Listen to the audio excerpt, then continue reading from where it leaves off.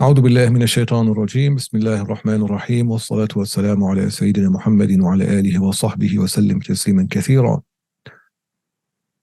اللهم علمنا ما ينفعنا وزدنا علما، واجعلنا من علمائك العاملين الهادين المهديين المهتدين، واهد بنا يا رب العالمين. السلام عليكم ورحمة الله وبركاته everybody. Today inshallah is another lesson with the al-Muqadimat al-Sanusiyah. This is lesson number 7. And I just want to recap so that we didn't make sure that nobody got lost during the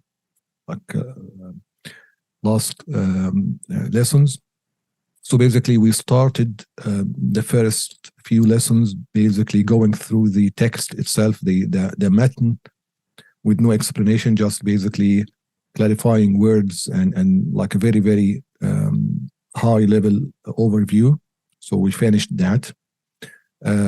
That's basically giving you an idea about what are we talking about and what is the Muqadimat about and so on. And then we started going through each one of those Muqadimat in detail. And we started with the first Muqaddimah, which is al-Ahkam. And we said what is a hukm. Basically it's making establishing a correlation or establishing a something to something else or negating it based on what you are basically considering, which we talked about that in detail, so let's not go there. But anyway, we talked about al-hukm. We said it is divided into 3 types: shar'i, based on sharia basically; adi, normal or customarily; wa aqli, intellectually or rational. And then we started talking in detail about the shar'i, and we said what it is, and basically what it comprises. It comprises talab, ibaha, أو الوضع لهما, setting up or establishing a sign for them, for either of them. And we talked about the talab. Basically said there are 4 things, and the ibaha is the 5th, and these are the 5 ahkam based on the jumhur madhab. Like the other madhabs and so on is basically a topic in usul al-fiqh. So that's something that we may address in usul al-fiqh courses later on inshallah. And we started talking about al-wad' lahuma. And we said al-wad' is also 3 things. Al-wad' is basically sabab, which is cause, or shart, condition, or mana, restriction or prevention. And we basically addressed the sabab. We talked about a sabab. And today, inshallah, we will continue with a shart, and we'll see how it goes. Maybe we continue with a mani and so on. We'll see how much time we have today, inshallah. All right. So now going to the sharh itself, the explanation of the matn by the Imam al-Sanusi, where we left off. All right. So basically we start with the shart. And we said shart ما يلزم من عدمه العدم ولا يلزم من وجوده وجود ولا عدم لذاته كتمام الحول لوجوب الزكاة. Right, so the condition that other sign or the signal or indication that Allah subhanahu wa ta'ala established for us to affirm the hukm or reach the hukm that Allah subhanahu wa ta'ala created for us to follow or to do is basically, if it occurs, the shart, that condition, if it occurs, it's something that when it occurs, nothing, let's go the other way around. The condition is something when it does not occur, it doesn't exist, it causes the hukm to non-exist. All right. However, if it occurred, if that condition occurred for any reason, it doesn't necessarily mean the hukm itself is affirmed or established or existed or not. So it doesn't, it's irrelevant to that part, to that side. So it's only for non-existence thing. If the condition doesn't occur, doesn't exist, if the condition is invalid basically, or sorry, not invalid, if the condition doesn't occur, then the hukm is invalid. There is no hukm. As an example, what? As an example, تمام الحول لوجوب الزكاة. Now, everybody knows that zakah is mandatory, but there is a condition for it to be mandatory. What is the condition? One of the conditions is basically there is a complete year passes since you got ownership or had that equity that exceeds the zakah limit. So if you have that equity, if you have that money, right? Now you don't pay, if you accumulated that amount of money, you don't pay zakah right away. There is a condition for the zakah, for the hukm of the zakah to be wajib. What is that condition? Is basically a full year passes with that amount of money in your possession. When that happens, once the full year passed, then the zakah becomes mandatory. You pay the zakah. So the hukm of mandatory of zakah, the zakah being mandatory, is basically based on that condition. And therefore, if tamam al-hawl didn't happen, that condition, the condition is tamam al-hawl. No tamam hawl, then no hukm. No year to pass, is not yet passed, then no zakah. That's basically what is meant here. But what if, like the second part of the definition, what if the zakah or that hawl, that year, hawl means year, okay? One of the meaning. So what happens if that year passes? Does that necessarily mean now you have to pay zakah? Anybody can answer that?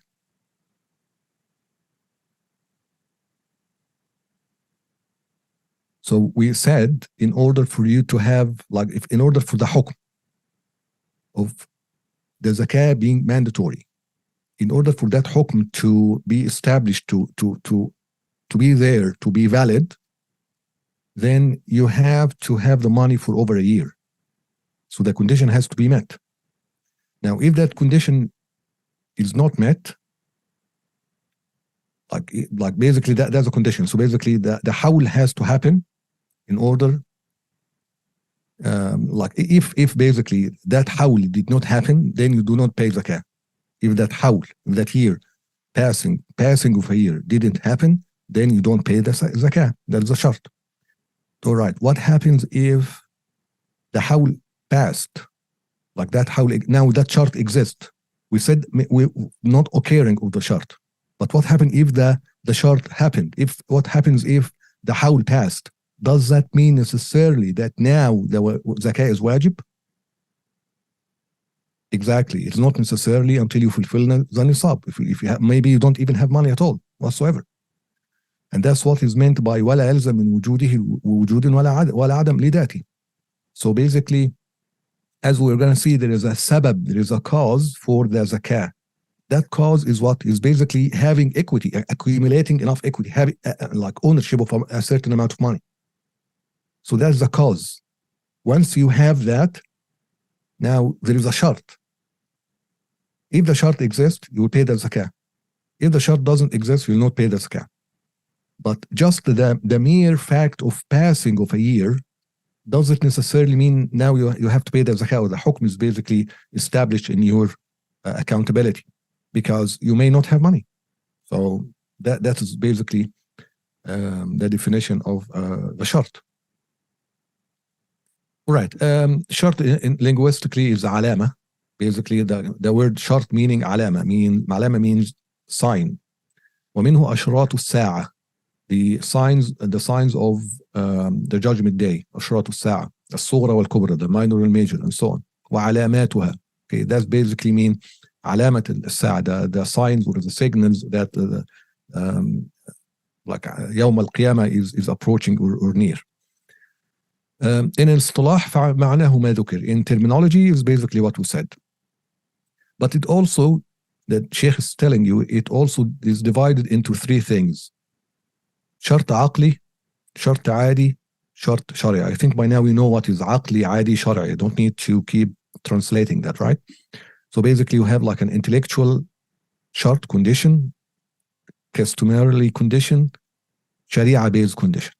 These basically, so the conditions is divided into these three types. And he's giving you some examples of each one.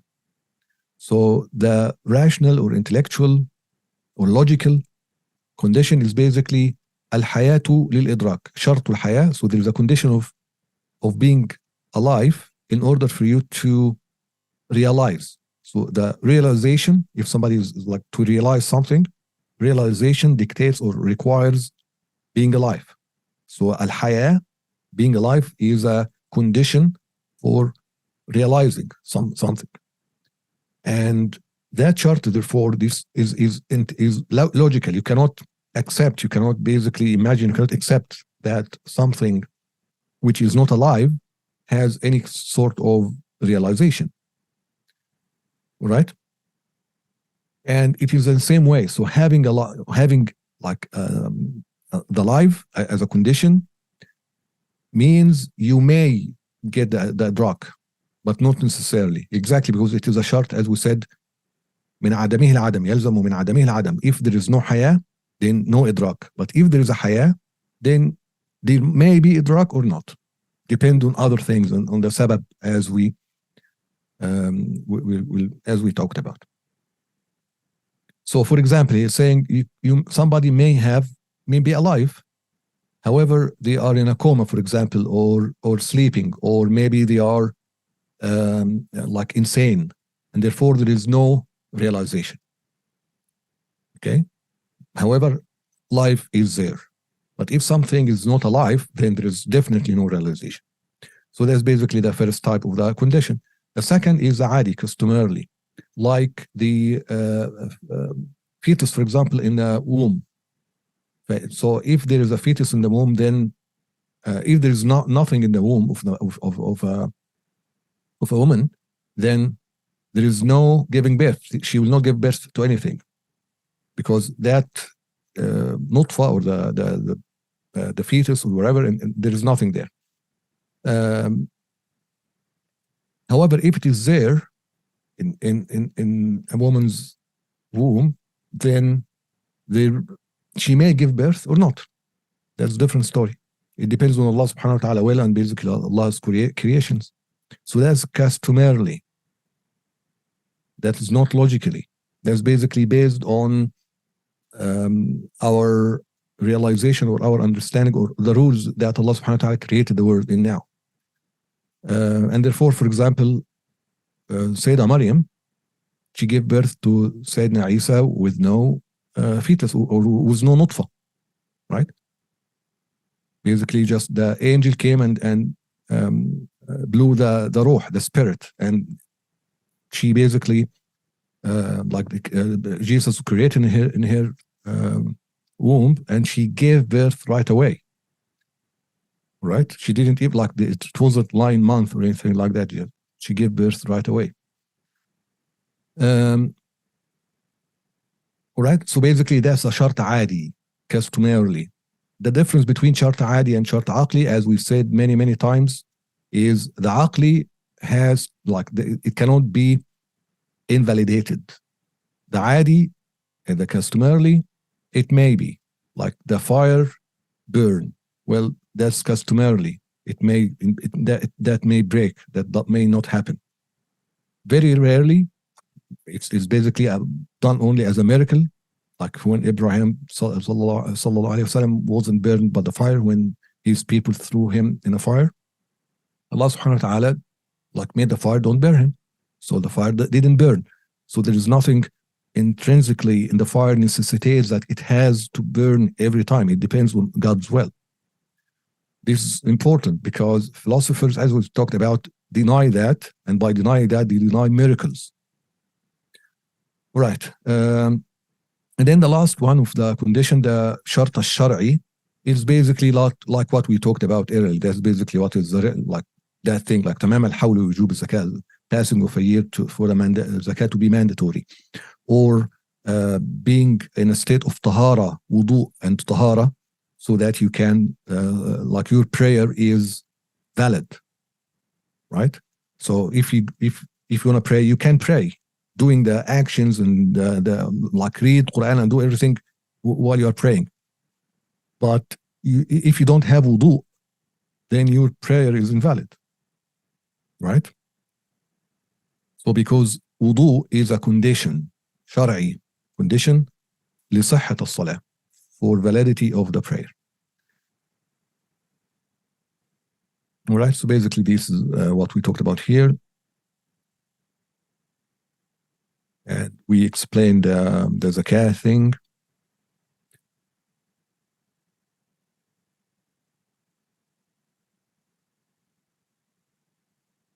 All right. And it just basically Sheikh is listing some of the other conditions and other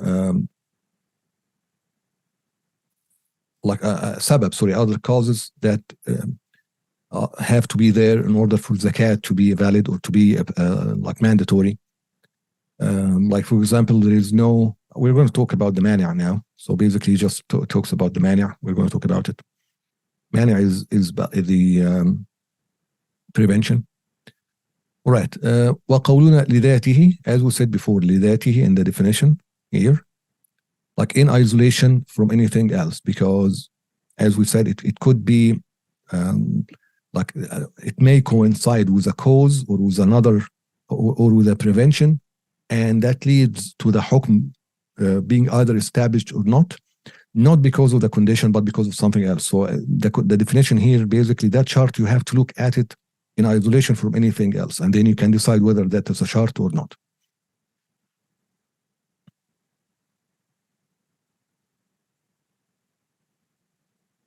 All right. So وهو قولنا ولا يلزم من وجوده وجود ولا عدم لأن وجود الشرط هو الذي قد يتفق أن يصحبه وجود مانع فيلزم فيه عدم المشروط حينئذ.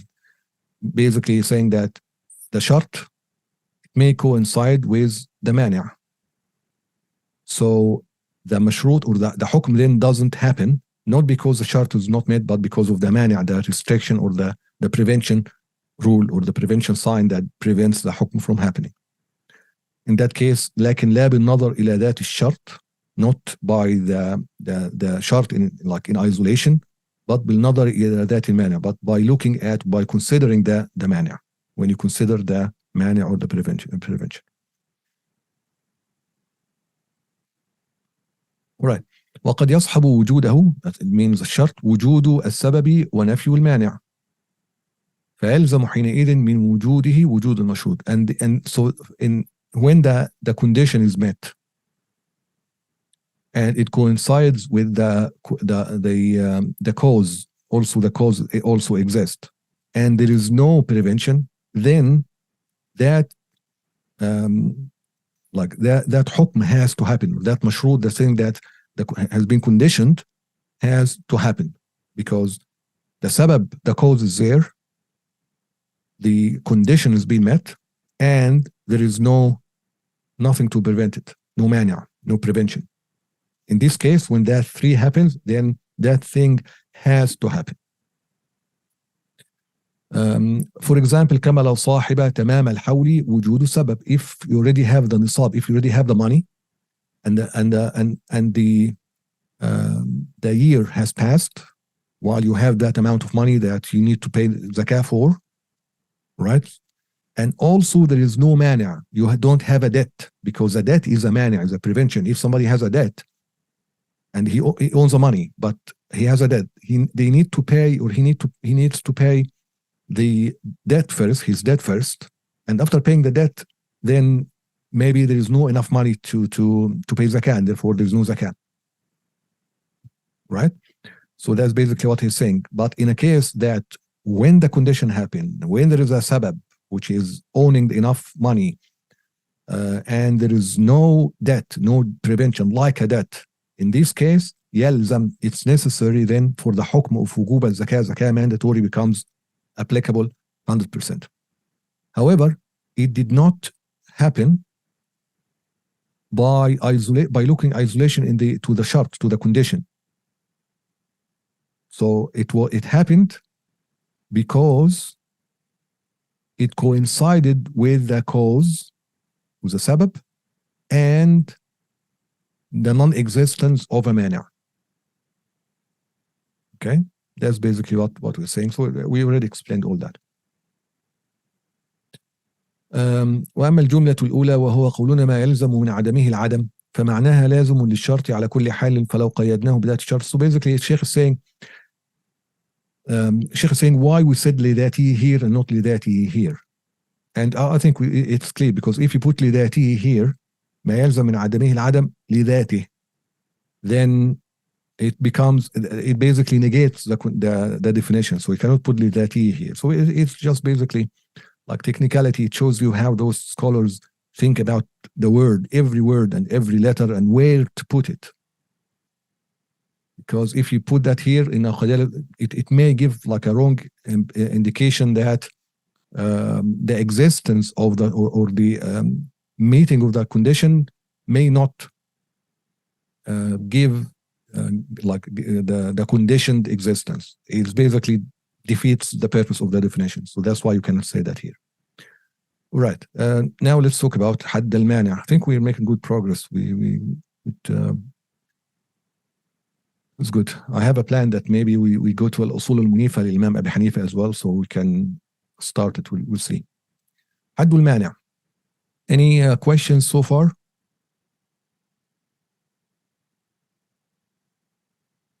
Okay.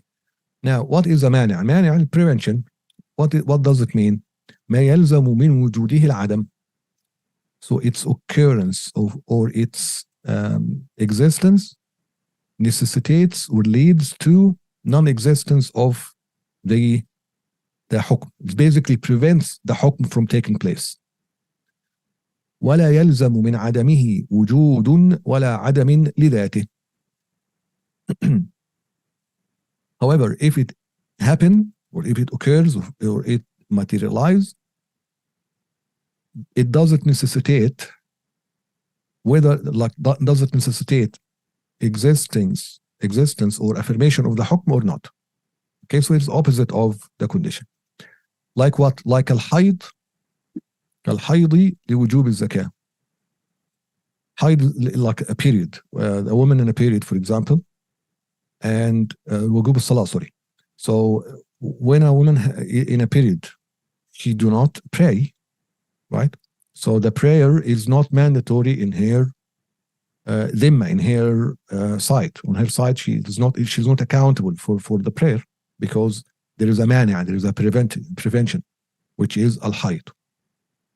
Okay, right. So remember now we talked about the sabab. The sabab is basically either way, whether it occurs or not, it basically leads to the hukm. The shart,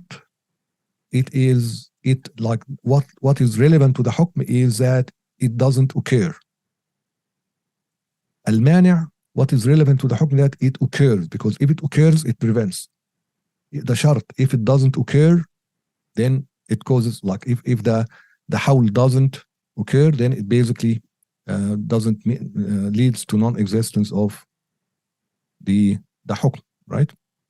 Okay. Right. Now, al-mani', that prevention or preventer, are two types. The first is ما يمنع لمنافاته لسببه. So it prevents by negating the cause of the hukm. So it's like it attaches to the hukm and prevents it. So if we have a hukm here, and that hukm has a sabab, cause, let's just say C, and that prevention attacks that sabab, it breaks that sabab. So basically that means the hukm doesn't happen, but it doesn't basically attaches or doesn't attach or doesn't affect the hukm itself. It affects the sabab, the cause. Okay, so that basically what it means, and the hukm may prevent the sabab or related to the sabab, and by negating the cause, negating the sabab, then there is no hukm, because the hukm, in order for hukm to happen, you have to have the sabab. Like what, for example, if you have deen in zakat, like zakat, as we talked about, like debt. So you accumulated enough money, right? Condition is met, everything is met. Then now you should pay the zakat. But if there is a mania, if that mania, the debt came in, where does it come? It comes and affect the sabab, because it takes from the money, then making you don't have enough money, and therefore negating the hukm of zakah, not directly but indirectly, through basically affecting or negating the cause. The other type is basically, I think it's easy to guess, it's basically affecting or related to the hukm itself. not the sabab, but affecting the hukm itself. And this is basically like al-kufr. Somebody who's not even a Muslim. Like, you need a prayer. Okay, here is a prayer. Here is a hukm. Pray. Right? And there is a sabab of prayer al-dhuhr, for example, which is, as we said, zawal al-shams, right? Anyway, that's the cause to pray. But somebody is not even a Muslim. It has nothing to do with the cause. It has nothing to do with the movement of the sun. He is not Muslim, and therefore that hukm is basically inapplicable in his accountability anyway. Okay, so that's the next type. Right, so we talked about this. So مثال الأول, let's just read. الدين في زكاة العين, like الدين, like debt in زكاة العين. فإنه يمنع من وجوبها. It prevents it being being the hukm mandatory because it negates لمنافاته لسببها الذي هو الملك الكامل للنصاب, because it negates the cause, which is ownership, the complete ownership of the threshold of the amount of money that you need to own. Also, ومثله الرق, slavery. If somebody is slave, then there is no sabab, therefore, to give zakah. فإن كل واحد من الدين والرق مانع من كمال التصرف في المال. So الدين, debt, and being slavery, both are مانع من كمال التصرف في المال. الرقيق, somebody who's slavery, he doesn't have full ownership of his money, his own money, because he's a slave. He's already owned by somebody else, and therefore that is a prevention for him to have zakah. And so on. Like فلم يثبت معهما الغنى بذلك المال الذي هو حكمة وجوب الزكاة فيه، كما قال النبي صلى الله عليه وسلم: خذها من أغنيائهم وردها على فقرائهم. ومثال الثاني الكفر مثلا بالنسبة إلى صحة الصلاة، فإنه مانع من صحتها لا لمنافاته لسببها من دخول الوقت. Because, yeah, like what we said, the kufr, not being non-Muslim, doesn't affect the sabab, the cause of the timing of the salah, but لمنافاته لها في نفسها, because it basically, because it affects the hukm itself. إذ لا يمكن مع الكفر التقرب بها إلى المولى تبارك وتعالى. Like, there is no non-Muslim cannot do salah and basically to get closer to Allah or like expect reward from Allah. وهذا معنى قول الأصوليين: المانع ينقسم إلى مانع السبب وإلى مانع الحكم. So in أصول الفقه, you'll find that scholars of usul basically divide the prevention إلى two types: مانع السبب ومانع الحكم, which is exactly the same thing. So مانع السبب, basically what negate the sabab. مانع الحكم, which is basically what negates the hukm itself. Again, and basically just repetition of already what we said. وقولون أيضا في حد المانع لذاته راجع للجملة الأخيرة، وهي يقولون ولا يلزم من عدمه وجود ولا عدم، لأن عدم المانع أيضا هو الذي يتفق أن يصحبه وجود السبب والشرط، فيلزم حينئذ من عدمه الوجود، لكن ليس ذات عدمه هي التي اقتضت الوجود، بل الذي اقتضاه اجتماع السبب مع الشرط عند عدم ذلك المانع. So basically just same thing that we're talking about the everything you look in isolation in order to identify that as a mania, but then the hukm itself, in order for a hukm to happen, as we said, you have to have the cause, the condition met, and no mania, no prevention. All right. Now there's the Sheikh is talking about like a debate or different opinions in between the scholars of usul fiqh. About what? About إذا قارن وجود المانع عدم السبب. Now let's assume that there is a prevention happened, and it coincided with the non-existence of a sabab. So there is no sabab, no cause, but the prevention is there. Now, do you, let's say that, let's take the example. كأن يقارن الحيض مثلا عدم دخول الوقت. So basically, let's say a woman in her period, So there's a mani' of salah, of praying, of wujub al-salah. But at the same time, the time of the dhuhr prayer, for example, is not yet happened, is not yet there. So now in her side, in her accountability, there is no cause of the salah, and there is a mani'. So we say that the result, the outcome, is basically there is no dhuhr salah mandatory on her side. She is not accountable for the dhuhr salah. Why do we say that? Because there is a prevention, or do we say that because there is no sabab, no cause? See the scholars, how they like think and analyze every single element of everything, and to your mind, oh, that's basically, it's either way, it leads to the same result. Not necessarily all the time. Not necessarily all the time. That's why they think about everything.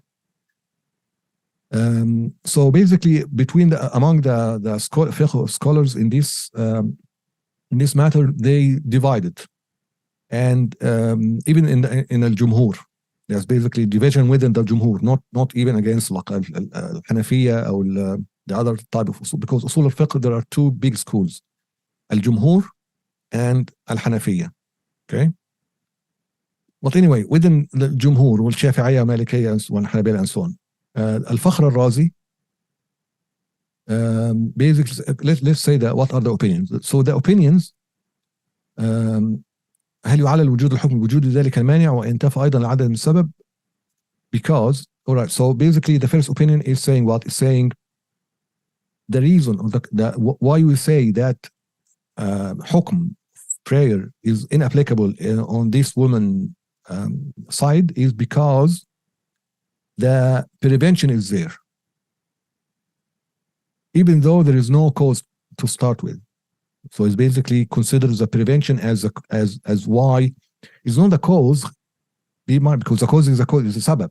They want to say analytically why the hukm is not applicable on her case. Is it because of what caused that to happen? Is it because of the mani', or is it because of the sabab? So this first opinion say no, it's the mani'. Why? لأن الأمارات أدلة يصح تعددها, because that signals or signs that establish الوضع لهما. That's وضع, which is سبب وشرط, سبب شرط مانع. All the three, they are أدلة, they are sign or evidence. يصح تعددها. They could multiply. They may be more like a lot or many. أو لا يصح تعليل العدم به, because those أمارات يصح تعددها. That's the first reason. Or the second opinion is لا يصح تعليل العدم به إلا حيث يوجد السبب المقتضى للحكم. You cannot say the prevention is why the hukm became or not, like was not established, unless there is a sabab, there is a cause to start with. Okay, so until there is a cause, we don't look at the mani'. The mani' is nothing. إذ الذي يتبادر, why? Because الذي يتبادر من معنى المانع أن المقتضى للحكم موجود, because the meaning of having a prevention, like basically just like even by saying the word prevention, it basically assumes by definition that there is something that caused the hukm to happen. There is a sabab anyway. So and therefore like you cannot really think about mani' unless there is actually hukm you are talking about. What do you prevent if there is no hukm to start with? So there has to be a cause, a sabab for a hukm, in order for that prevention or that mani' to be considered. So basically, that the second opinion is Ra'y al-Fakhr al-Razi. That one.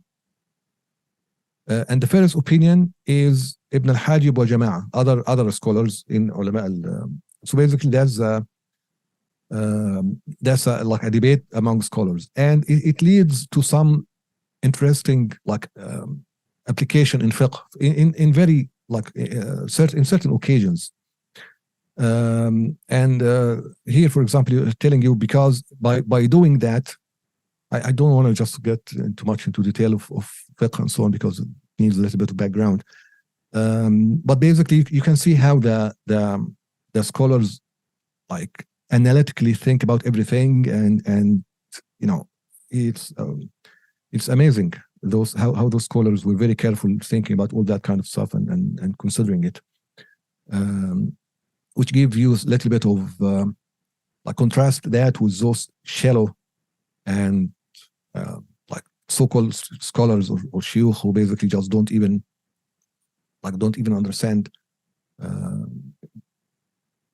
maybe the beginner level of usul al-fiqh, and like casually giving opinions and giving fatwas, and as we talked in the on Tuesday's lesson about that other course we started, which I very much encourage you to look into it, the extremists and their or the main issues of disagreement with Ahl Sunnah. Anyway, so Sheikh is basically commenting about this debate at the end is بالجملة like overall فقد جعلناه ملزوما للعدم في كلا الحالين. Basically that حكم is inapplicable either way, whether you say it is a sabab because of the sabab, non-existence of the sabab, or is it because of the existence of the mani'. The Sheikh is saying just either way, and in general, basically, we in either way we have done it, like it leads to the same thing more or less most of the time.